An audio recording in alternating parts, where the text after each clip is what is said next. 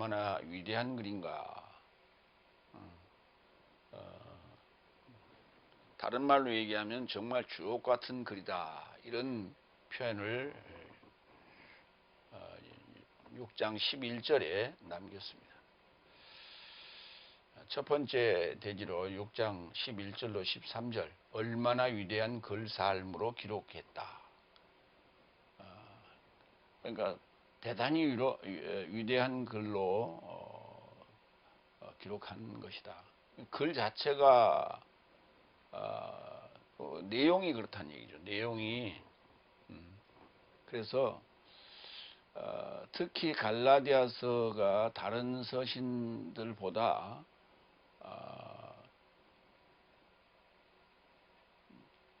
이 독특한 내용들이 좀 많이 있어요. 갈라디아서 2장 19절 20절, 그런가 하면 또 4장에 두 언약에 관한 것, 그 다음에 연통의 자식들, 뭐 이런 내용들이 다른 서신보다 좀 파격적인 어떤 그런 설명을 하고 있죠. 그래서 이제 자신도 그것이 허무맹랑한 얘기가 아니다라고 하는 것을 얘기하고 있고, 또 그런 표현을 써서 얼마나 위대한 글인가 살펴보라, 이렇게 얘기했어요. 첫 번째, 내 손으로 네 삶에게 얼마나 위대한 글삶으로 기록했는지 보아라. 위대한 이라는 단어가 펠리코스, 글이라는 단어는 이제 문자로도 표현하는데, 그람마, 이 그라포에서 온 단어 중에 여성 명사가 두 개가 있는데, 하나는 그람마, 하나는 그라페, 그렇습니다. 그람마는 글로, 그라페는 성경으로 우리가 이해를 합니다. 위대하다라고 하는 것은 이제 글쎄 뭔가 비교할 수 없는 어떤 그런 내용으로 지금 기록하고 있죠. 히브리서 7장 2절로 4절을 한번 우리 보겠습니다. 그 위대하다라고 하는 것이 어떤 의미인가? 그리고 아브라함이 모든 삶으로부터 부한 삶을 그에게 나눠주었다. 실로 번역된 첫째는 의의 왕, 다음은 살렘 왕, 곧 평화의 왕이다. 아비도 없고 어미도 없고 족보도 없고 날의 시작도 없고 생명의 끝도 없으니 하나님 아들과 같아졌으니 계속적인 제사장으로 머무신다. 족장 아브라함이 노획한 삶에서 부한 것을 그에게 주었으니 이분이 얼마나 위대한지 지켜보아라. 여기 이제 이 단어가 쓰였어요. 펠리코스라는 단어가. 이분이 멜기세덱을 얘기하는 건데, 멜기세덱이 얼마나 위대한지 지켜보라. 왜냐하면 믿음의 조상이라고 하는 아브라함이 노획한 삶에서 부한 것을 그에게 주었습니다. 뭐 이건 이제 10분의 1을 줬다고 그렇게 얘기하는데, 부한 거예요. 10분의 1이라는 표현은 없어요. 열 번째, 그 10번째, 그러니까 이제 그게 10분의 1이라고 생각을 하는데, 그 열이라는 단어의 의미가 부하다라는 의미예요. 부하는 것을 뜻인 거예요. 그래서 이 멜기세덱이 얼마나 위대한 분인가라고 하는 것을 오늘 이 같은 단어를 쓰면서 갈라디아서의 위대함을 설명하고 있다. 디모데후서 3장 15절로 17절을 한번 봅니다. 또한 네가 유아기부터 그리스도스 예수 안에 있는 믿음으로 인하여 너를 구원에 이르도록 지혜롭게 할 수 있는 신성한 글을, 그 신성한 글을 알고 있다. 그 신성한 글이라는 단어가 히에라 그람마타, 신성한. 그 거룩하다고 하는 하기오스하고는 좀 다른 의미예요. 히에라 그람마타, 신성한 글을 알고 있다. 16절, 모든 성경은 영적 하나님이며, 그때 성경이라는 단어는 그라페를 썼어요. 모든 성경은, 그러니까 성경과 그람마가 같은 동사인 그라포, 기록하다라고 하는 동사에서 출발했기 때문에 오늘 지금 디모데후서 3장 15절과 16절에 한 군데는 그람마가 쓰였고 한 군데는 그라페가 쓰였어요. 그래서 모든 그라페는 영적 하나님이며 교리를 향하여, 책망을 향하여, 바로잡음을 향하여, 의 안에서 훈육을 향하여 유익하니 이는 하나님의 사람이 모든 선한 일을 향하여 온전히 갖춰져 온전하게 하려 함이다. 이렇게 기록하고 있습니다. 그래서 디모데후서 3장 16절에 모든 성경이 영적 하나님이라고 하는 것, 그 다음에 그 성경의 글의 내용, 문자는 신성한 문자다라고 하는 것으로 15절과 16절 이렇게 쓰여졌고요. 이 자체가 위대하다, 위대한 하나님이다, 영적 하나님이라는 것 자체가 위대함을 지금 또 설명하고 있는 것이죠. 두 번째로 갑니다. 12절. 그리스도스의 십자가로 핍박받지 않게 하려 할 뿐 육체의 예물을 좋게 하길 원하는 삶이 네 삶을 할례받기를 강요한다.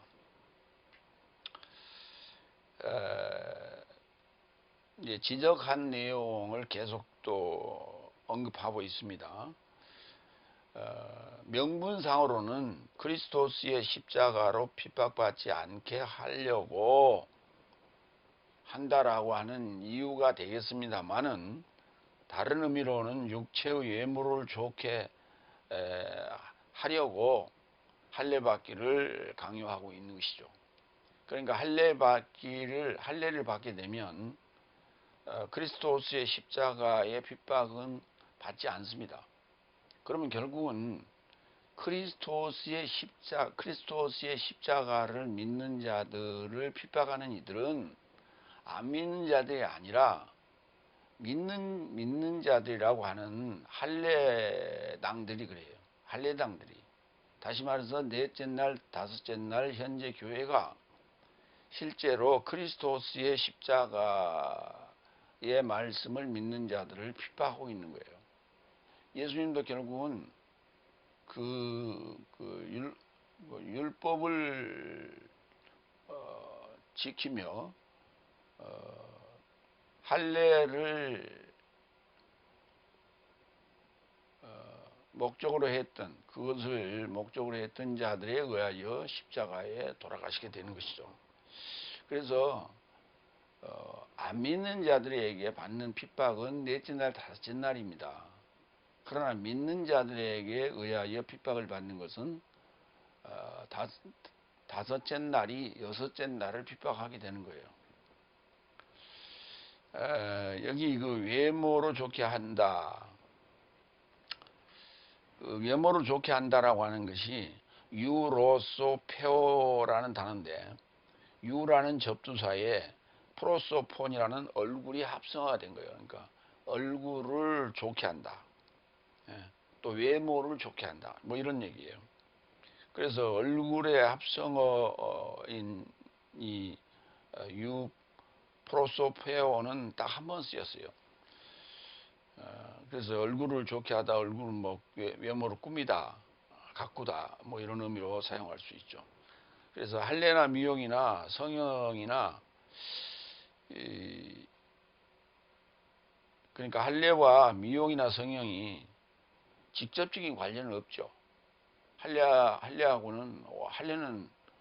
그 멋있기 위해서 그 할례를 하는 건 아니에요. 외모를 꾸미기 위해서 할례를 하는 건 아니라는 거예요. 그런데 그것을 육체적인 일로 포괄적으로 보는 거예요. 그래서 육체적인 일은 이제 갈라디아서에서 육체와 영으로 구분하면서 육은 결코 내세적 생명의 열매를 얻을 수가 없고 구원을 얻을 수 없다, 이런 얘기를 했죠. 그거가 연장선상에서 지금 얘기를 하고 있는 것이다, 그렇게 보시면 돼요.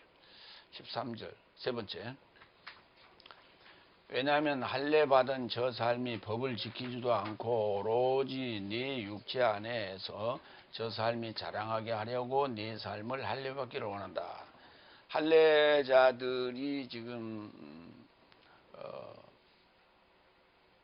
권하고 있고 유도하고 있고 하는 것은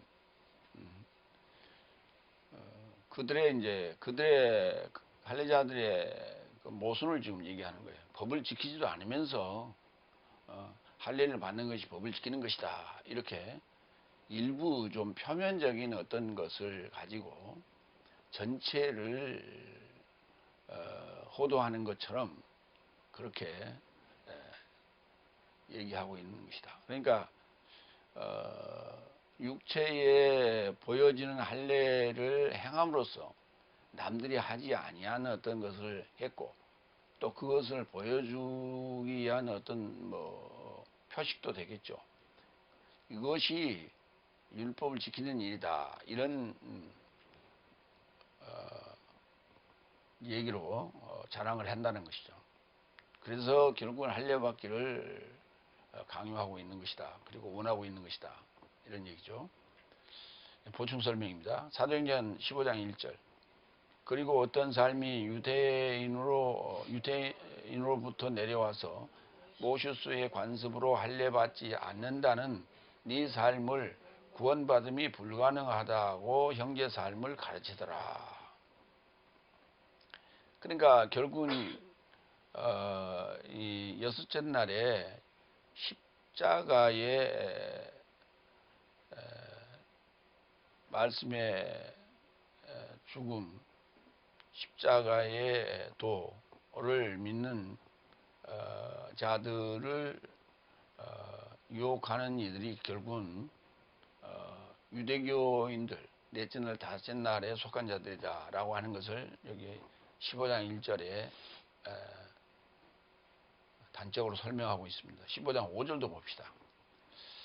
그러나 바리새파로부터 믿는 어떤 삶이 일어서서 나오면서 열국 삶을 할례함과 모세수의 법을 지키길 분부함이 마땅하다고 말하니라. 그러니까 결국 이제 두 번째 13절에 언급하고 있는 내용의 부분이 이제 사도행전 15장 5절에 언급되어 있어요. 열국 삶을 할례를 하려면 모세수의 법도 지켜야 되는 것이 마땅하지 않느냐. 법도 제대로 지키지 않으면서 열국 삶을 할례하려고 하느냐라고 하는 그렇게 말하는 꾸짖는 자들이 있었다. 믿는 자 중에서. 마태복음 23장 27절로 볼까요? 위선자 서기관 삶과 바리새인의 삶이여 네 삶에게 화로다. 회칠한 묘실 삶과 매우 닮았기 때문이다. 저 삶은 실로 외모는 화려하게 비치어지나 그 내부는 죽음 삶의 뼈 삶과 모든 더러운 것이 가득하다. 이와 같이 내 삶도 실로 외모는 사람 삶에게 의롭게 비춰지나 내부는 위선자 삶과 무법이 가득하다.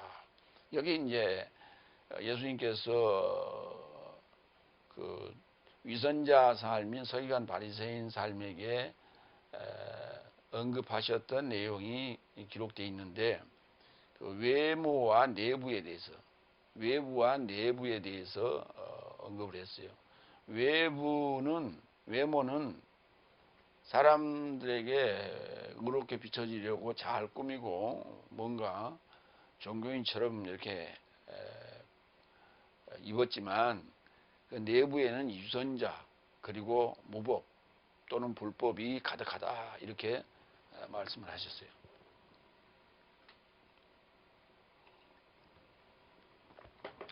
오늘 파울로스도 이 할례자들에 대해서 이제 예수님께서 언급하신 말씀과 사도행전에 언급했던 그 그러한 내용들을 참고해서 지금 얘기하고 있다. 이렇게 하시면 돼요. 두 번째, 갈라디아서 6장 14절 16절. 그리스도 안에서 자랑은 나와 세상이 십자가에 못 박혀진 것이다. 그러니까 우리가 자랑할 것은 십자가 외에는 없다는 거예요. 근데 예수님의 십자가가 아닌 나와 세상이 십자가에 못 박힌 것이다 라고 하는 것을 기억해야 돼요. 그러니까 갈라디아에서 지금 십자가에 못 박힌 것이 지금 세 군데 언급이 됐는데, 첫 번째는 내가 그리스도와 함께 십자가에 못 박혔다. 그 다음에 2장에서, 그 다음에 5장 24절에서는 그리스도의 삶은 정과의 욕심과 함께 육체와 합하여 십자가 못 박혔다. 그 정과 욕심과 정과 욕심과 육체가 이게 세상인 거예요. 이게 세상이에요. 이게 코스모스 세상이에요. 그러니까 이제 나라고 하는 내가 지금 내 자아를 가 아닌 내 겉모양새, 나의 겉모양새가 육체요. 나의 겉모양새가 바로 세상인 거예요. 하나님께서 이제 이 세상을 이처럼 사랑하시고 한 것은 나의 이제 외모만을 언급한 거이고, 그게 이제 그 사랑에서 나를 선택했지만 그것은 여섯째 날 말미에 십자가에서 죽음을 통해서 완성되어지는 것이다. 이렇게 지금 볼 수 있는 거죠. 네 번째 14절.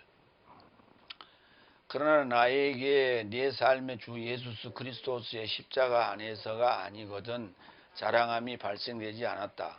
그로 인하여 나에게 세상이 십자가에 못 박혀진 것이고 나도 세상에 십자가에 못 박혀진 것이다. 그러니까 나에게 세상이 십자가에 못 박혀진 것이 수동태로, 나도 세상에게 십자가에 못 박혀진 것이, 그러니까 서로가 서로를 못 박은 거예요. 나도 세상을 십자가에 못 박았고, 능동태로 세상도 나를 십자가에 못 박은 것이고, 그래서 같이 못 박았다.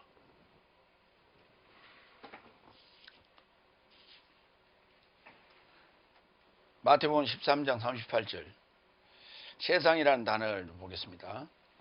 들은 세상이요 좋은 시도 나라의 아들 삶이요 가라지 삶도 나쁜 자의 아들 삶이요. 들은 세상이다. 그러니까 거꾸로 얘기하면 세상이 곧 들이다는 얘기예요. 들이라는 것은 곡식을 뿌려서 그걸 수확하는 곳이죠. 키우고 수확하는 곳이에요. 그런데 거기에 좋은 씨도 뿌려졌고 가라지도 뿌려졌어요. 두 가지가 같이 자라는 곳, 그곳이 바로 땅이죠. 계라고 하는 땅의 마음인 것이에요. 그래서 예수님께서 요나의 비유를 들으시면서 개의 마음 안에 3일 동안 계시겠다 하는 말씀을 하셨죠. 그것이 바로 들이에요. 그것이 바로 세상이고. 그래서 그 나의 외모, 나의 외부 이거를 십자가에 못 박게 했다라고 하는 것을 지금 정의를 하고 있어요. 그러니까 여러 가지를 표현하고 있는 거예요. 나와 그리스도가 십자가에 못 박혔다. 그러면 오늘 지금 본문에서 나에게 세상이 못 박혀진 것이다 이렇게 표현했는데, 그러면 그리스도는 못 박힌 것이 아니냐? 마찬가지예요. 그러니까 그 말이 무슨 말이냐면 나 안에 진정한 내가 있었고, 진정한 내가 누구냐? 바로 그리스도스예요. 그러니까 그리스도스가 탄생하심으로 말미암아 진정한 나를 발견하게 된 거예요. 그래서 겉모습인 나를 십자가에 못 박아버린 거예요. 근데 그러면 세상만 십자가에 못 박혔냐? 아니에요.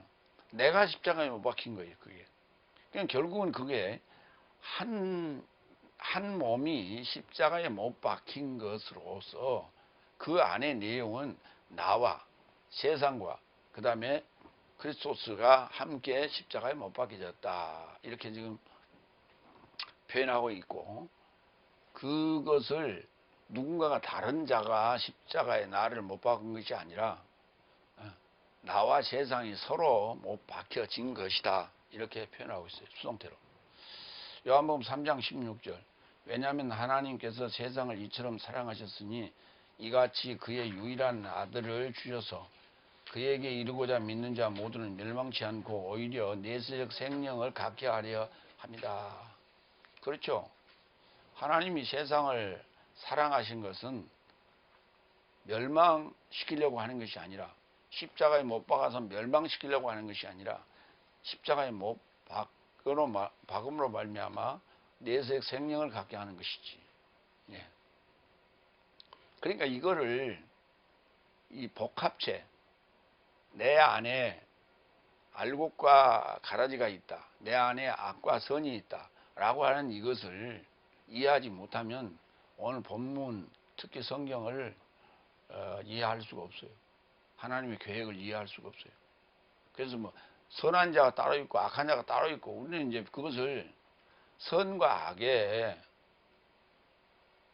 기준을 뭘로 볼 것이냐의 세상적 교훈이 바로 악한 자가 있고 선한 자가 있고, 악한 자가 선한 자를 괴롭히는 것으로서 이제 그렇게 대립적 관계를 이렇게 배웠죠.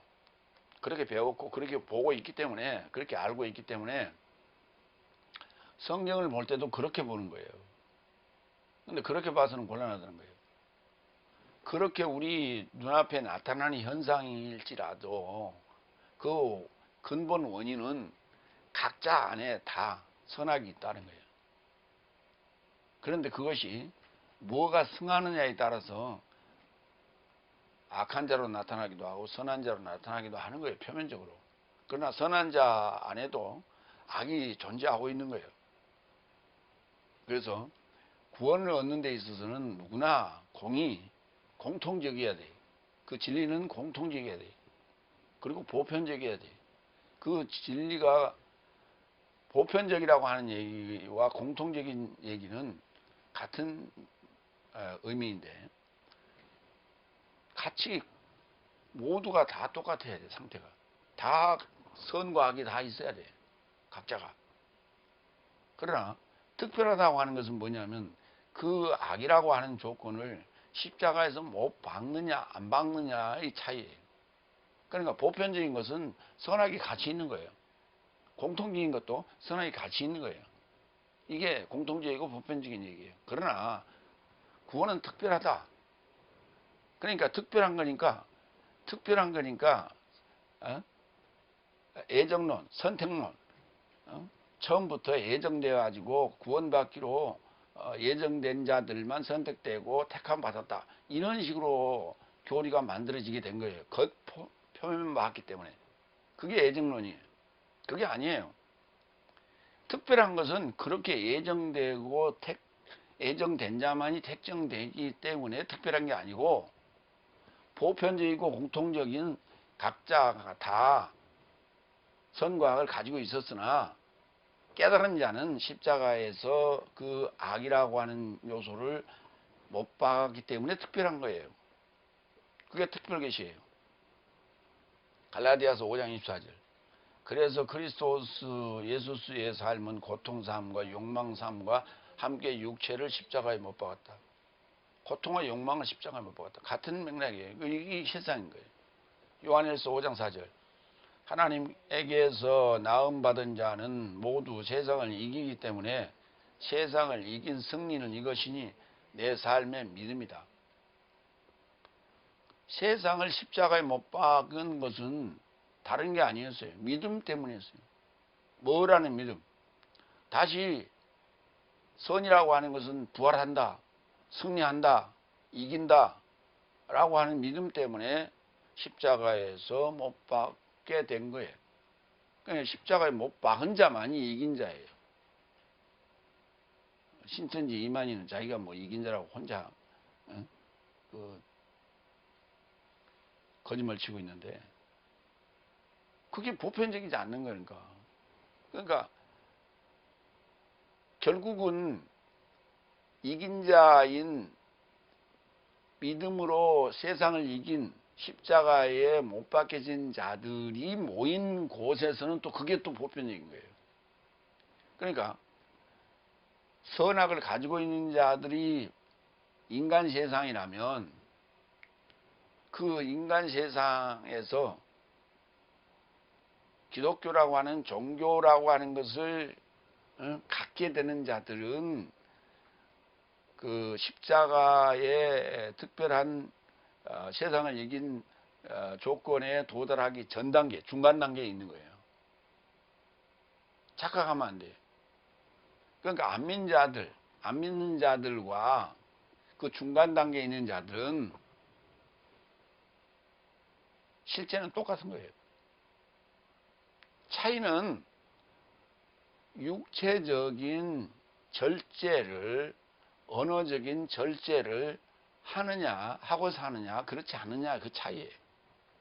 그런데 그 단계를 거쳐야만이 우리가 십자가에 못 박혀지는 그 단계로 우리가 진입할 수 있다 하는 거예요.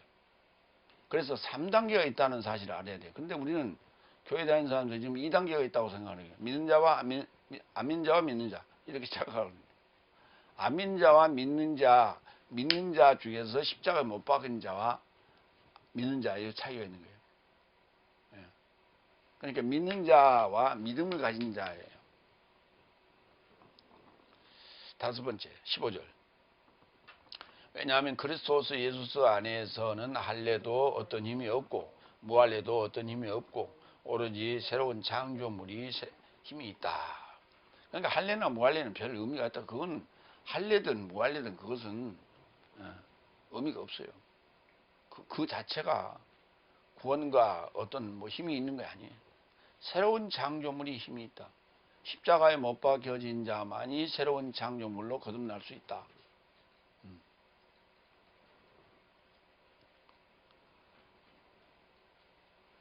그러니까 이제 불교에서는 그 다시 이렇게 죽으면 다시 뭐 동물로 태어나든지 인간으로 태어나든지 이렇게 그 전생의 과업에 따라서 그렇게 태어난다 해갖고 그걸 윤회라고 하고 이제 그래서 중생이라고 부르는데요. 중생이라고. 그런데 기독교에서 말하는 중생은 무거울 중자를 써요. 그래서 거듭나게 되는데 그 거듭난 새로운 창조물은 그에게 과업이 주어지는 거예요. 안 믿는 자, 그 다음에 지금 믿고 있는 자, 이 모두를 구원할 책임이 있어요. 이게 십자가의 죽음을 통해서 새롭게 탄생된 창조물에 주어진 과업이에요. 그런 또 힘이 또 주어지는 거예요. 거기에 새롭다라고 하는 이 카이노스라는 단어를 좀 보겠습니다. 헬라어에는 새롭다라고 하는 단어가 두 단어가 있어요. 네오스라는 단어와 카이노스라는 단어가 있는데, 네오스라는 단어는 우리가 일반적으로 얘기하는 새 것이에요. 뉴라는 단어예요. 네오스가 뉴라는 단어에 그 영어로 이렇게 바뀌게 되는데, 네오스, 우리가 세상에서 한번 생각해봐요. 새로운 것은 뭐가 새로운 것이야? 아직 안 쓴 걸 새로운 것이라래. 이 컵을 박스에서 끄집어내기 전까지는 새 것이에요. 근데 끄집어내는 순간 그는 중고예요. 끄집어내는 순간, 그리고 물을 담는 순간 중고가 되는 거예요. 그래서 아무것도 담지 않고 끄집어내지 않는 상태에서 우리가 새 겁니다 이렇게 말을 해요. 그러나 바로 사용하는 순간에 바로 중고가 돼요. 그리고 더 오래 쓰면 헌 것이라고 그러죠. 그런데 이게 이제 네오스예요. 그리고 이것이 뉴에 해당되는 거예요. 그러나 헬라어에 쓰이는 카이노스라고 하는 이 새 것은 결코 낡아지지 않아요. 결코 중고가 되지 않아요. 그러니까 세상에 있는 물건 중에는 카이노스가 없어요. 그러면 이 카이노스로 수식한 그러한 내용들은 다 그렇다는 얘기예요. 그 카이노스가 수식한 단어 중에 이런 게 있어요. 새 술은 새 부대에 할 때, 예, 이 말이 있는데, 그 새 술이,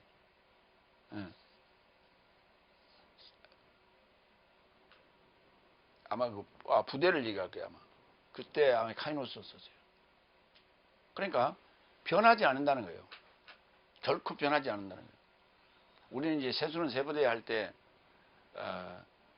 이제 발효되지 않는 것이니까, 그 부대 안에 넣어놓으면 발효가 되면 신축성이 있기 때문에 늘어나도 터지지 않는다. 이제 이렇게 알고 있는데, 예, 그게 아니에요. 그리고 실제로 이게 귀중한 데 쓰인 데를 한 군데 살펴보겠습니다. 계시록 21장 1절 2절. 그리고 내가 새하늘과 새 땅을 알아보았다. 이때 새하늘과 새 땅이 바로 카이노스를 썼어요. 여기 새하늘과 새 땅은 낡아지지 않는 거예요.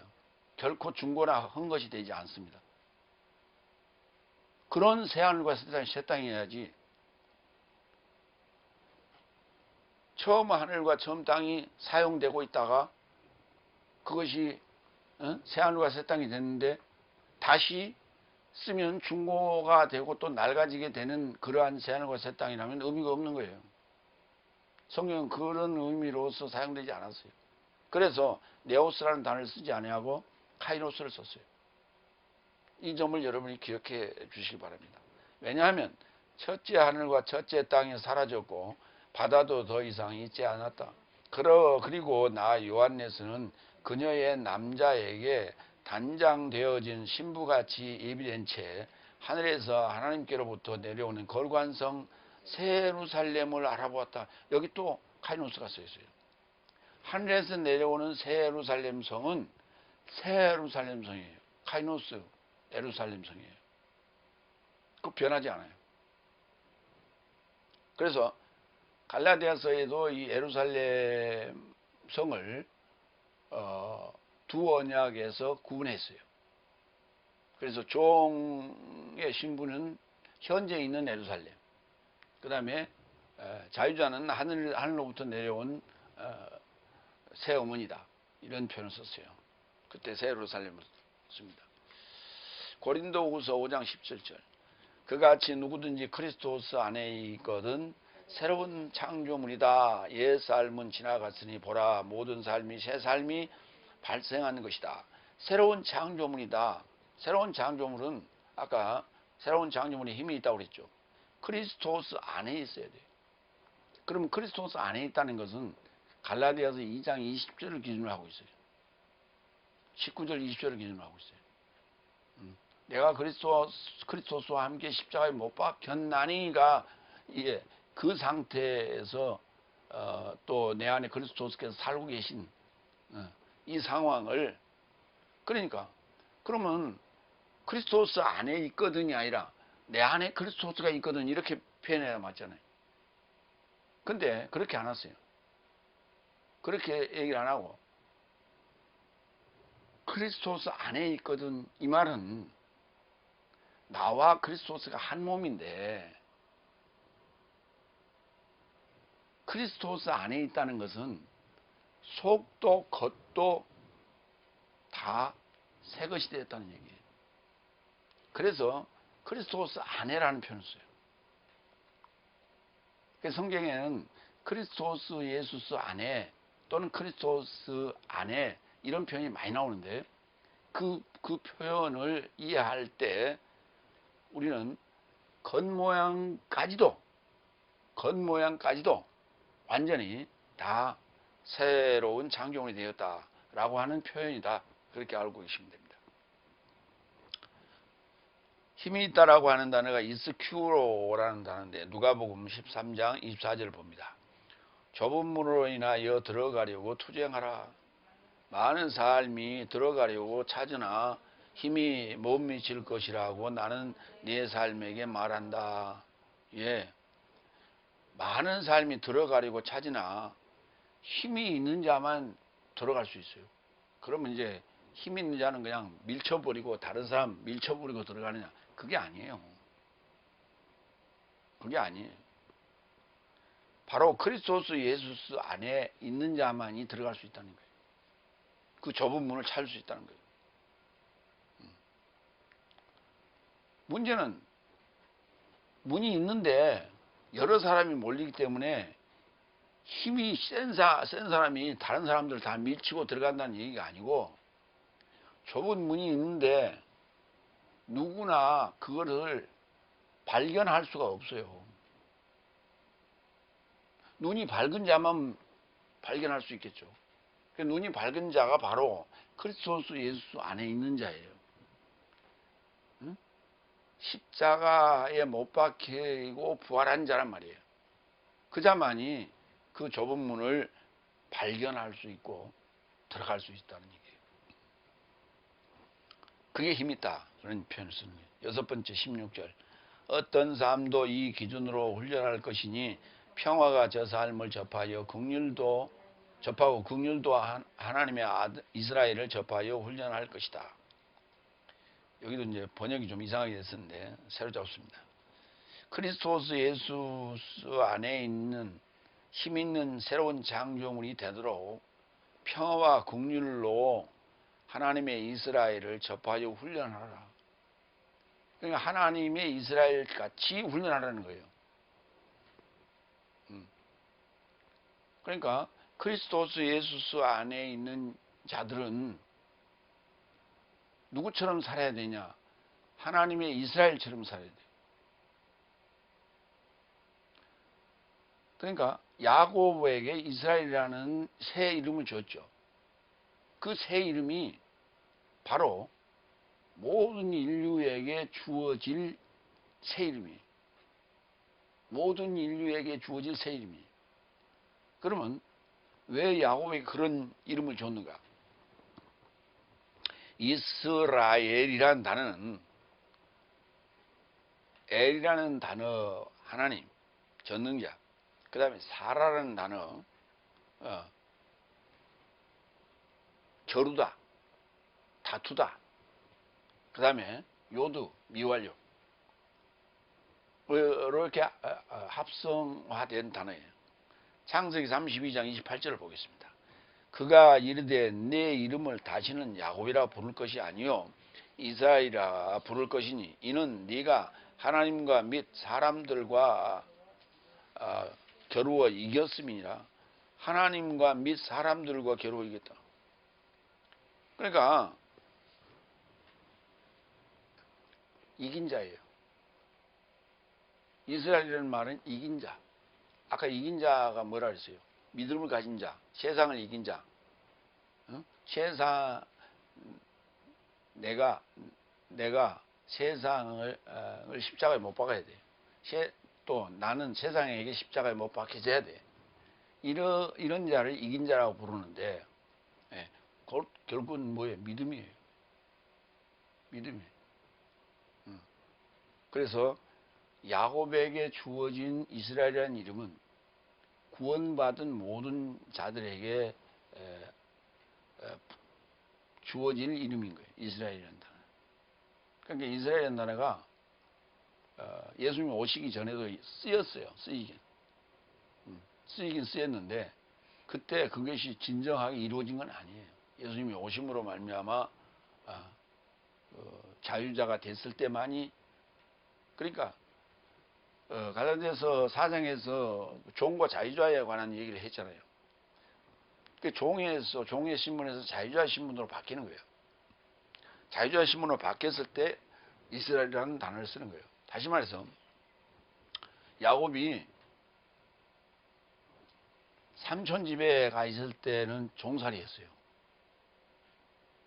거부가 되고 삼촌을 떠나오기 전까지는 거부가 종살이를 했어요. 그런데 삼촌 집에서 나와서부터는 이제 나오다가 이 문제가 생겼잖아요. 그래서 나와서는 이제 자유자로서의 삶을 살게 되죠. 그 다툼이 하나님과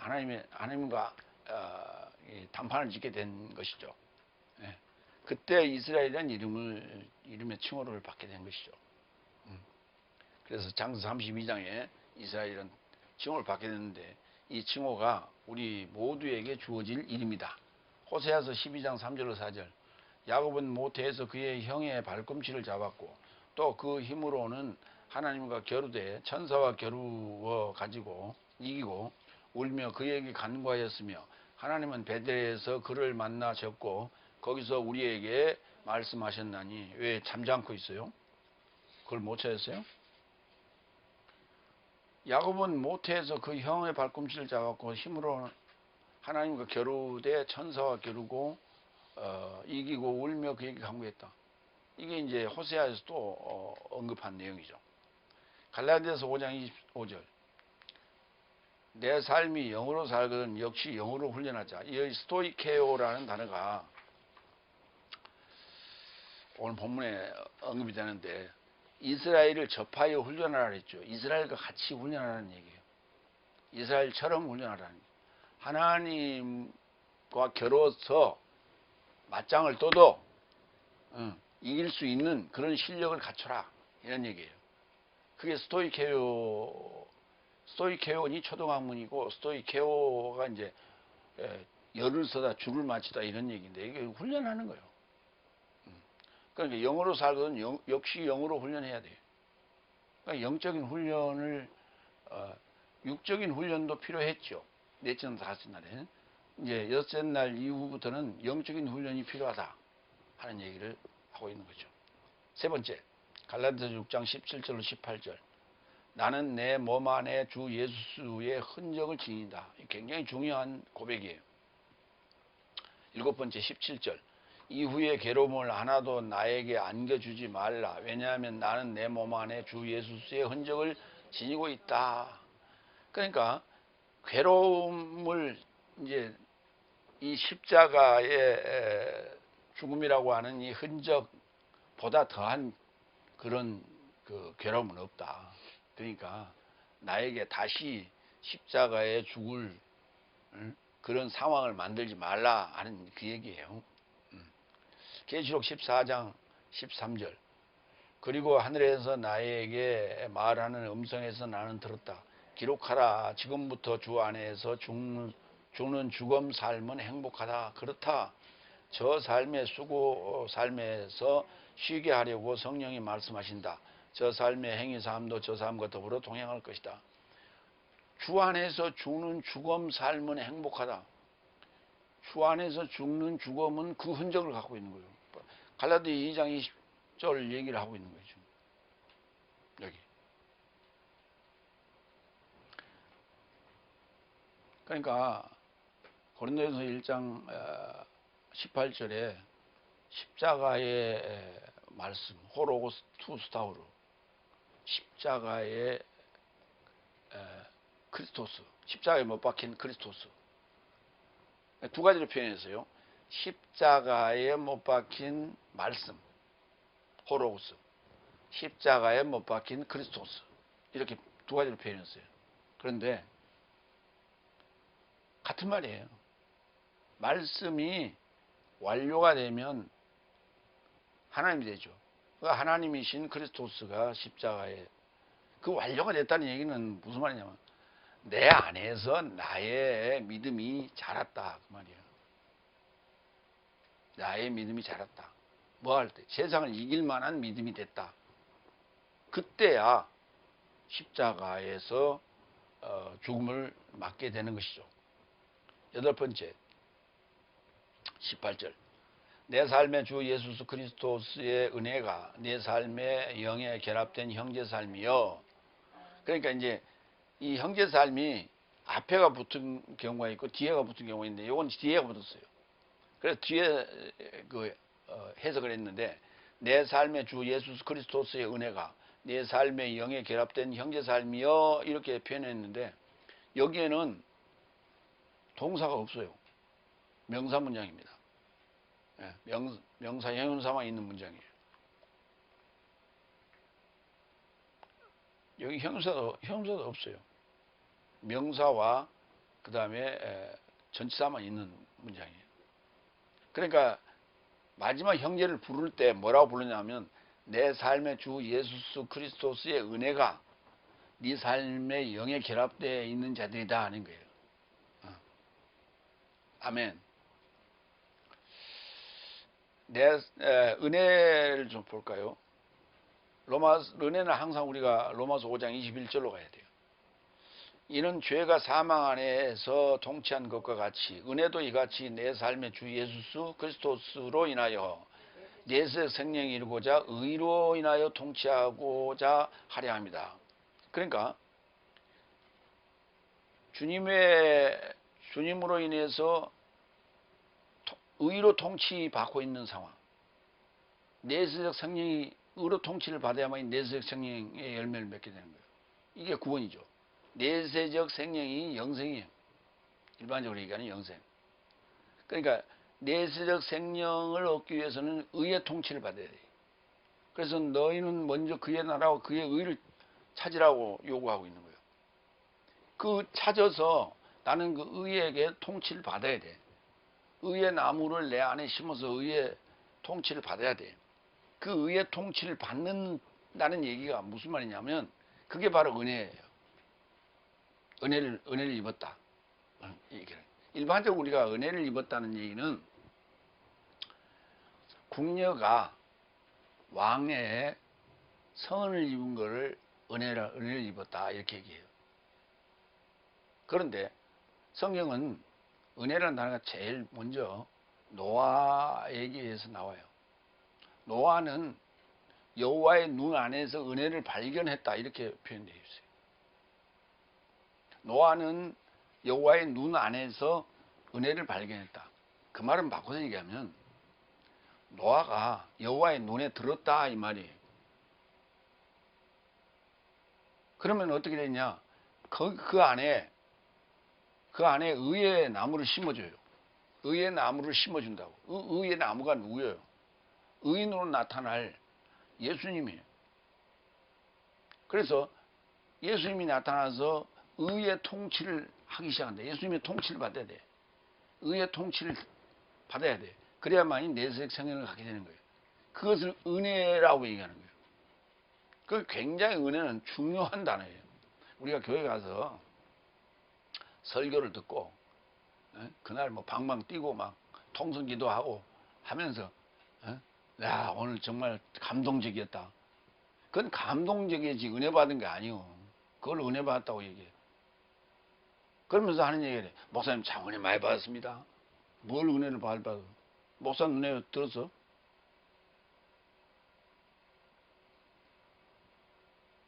그러니까 그걸 그렇게 잘못 우리가 적용하고 이해하고 있기 때문에 교회에서 문제가 자꾸 그 이상한 문제들이 발생되는 거예요. 사람을 추종하니까.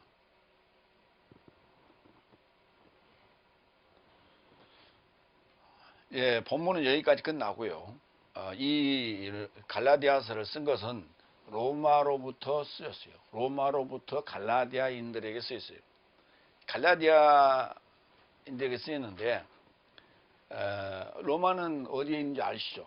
지중해에 장화 모양을 하고 있는 그 이탈리아의 로마가 있죠. 그리고 갈라디아는 지금 소아시아 지역, 지금 터키 지역입니다. 터키 지역의 지금 터키를 투르키라고 부르는데 그 튀르키의 지금 현재 지난번에 지진 발생했던 지역에서 동북부 쪽으로 올라가면 산지 쪽에 갈라디아가 있어요. 그래서 파울로스가 탄생한 지역이 지진 일어난 지역에서 조금 빗겨나 있어요. 예, 서쪽으로 이렇게 빗겨나 있는데 그 지진 지역에서 쭉 곧장 동북부를 향해서 올라가면 거기가 바로 갈라디아 지역. 그래서 갈라디아라는 단어는 젖같이, 젖이 있죠, 우유, 젖같이 희다. 그러니까 그 산지 사람들이 굉장히 순수한 거예요. 순수한 산 사람들이니까 산지가 산지 지역인데 순수해요, 사람들이. 그래서 로마와 갈라디아인에 대해서 좀 살펴보도록 합니다. 로메라고 하는데 강함이라는 뜻을 갖고 있고, 로마서 1장 6절로 7절에 언급이 됩니다. 네 삶도 저 삶 안에 있다가 예수 그리스도스의 소유로 초청된 로마 안에 있는 하나님의 성도로 초청된 사랑스러운 모든 삶인 네 삶에게 내 삶의 하나님 아버지와 주 예수 그리스도로서 은혜와 평화다. 그러니까 로마를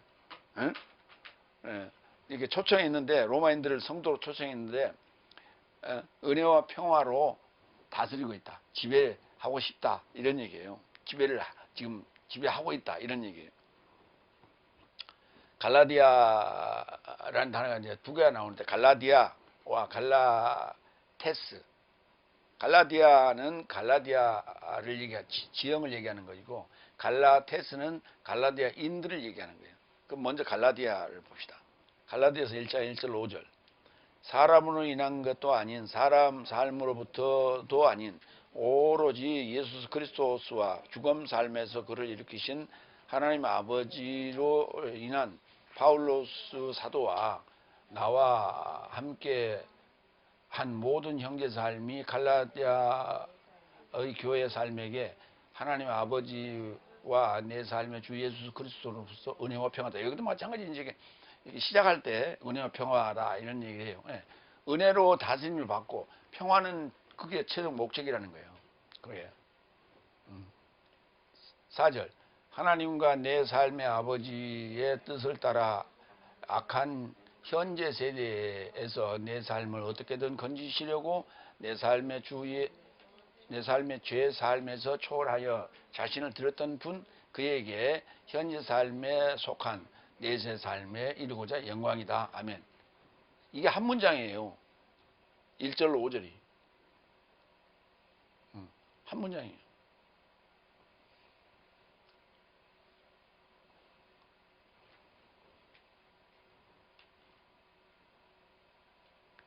여기 이제 분사, 일으키신 분사. 그 다음에 4절에 건지시려고, 또 이게 부정사예요. 그러니까 여기 갈라디아 1장 1절로 5절에는 동사가 없어요. 그래서 명사 문장이에요. 이게 바로 주제예요. 주제가 좀 길긴 길었습니다만. 갈라디아 3장 1절. 갈라디아인들을 향해서 얘기합니다. 오 어리석은 갈라디아인 삶이여, 네 삶 안에서 십자가에 못 박혀진 예수 그리스도께서는 눈 삶을 조차 앞서 기록되었는데 진리로 설득되지 못하도록 누가 내 삶을 홀리더냐. 이 얘기가 지금까지 계속 6장까지 진행되는 거예요. 마무리합니다. 어리석은 갈라디아인 삶을 향하여 기록한 위대한 글이다. 은혜와 평화로 시작하여 수많은 주옥 같은 글을 남겼는데, 이 장에 죄의 법으로 인하여 사망의 법으로 죽었으니 하나님으로 살려고 십자가에 그리스도스와 함께 못 박혔고, 3장에서는 연통으로 세워진 새 언약의 봉사자에 대해서 언급하였고, 4장에서는 육체와 종과 영의 연통의 자녀 두 언약에 대하여 알레고리오로 풀어서 설명한 정말 주옥 같은 글이며, 5장에서는 육체를 십자가에 못 박으면 영의 열매를 맺는다고 언급했으며, 6장에서는 내세 생명에 수확할 것과 자신의 몸에 예수의 흔적을 지닌다며 얼마나 위대한 글을 기록했냐고 언급하는 것으로서 마무리하겠습니다. 아멘. 기도하겠습니다.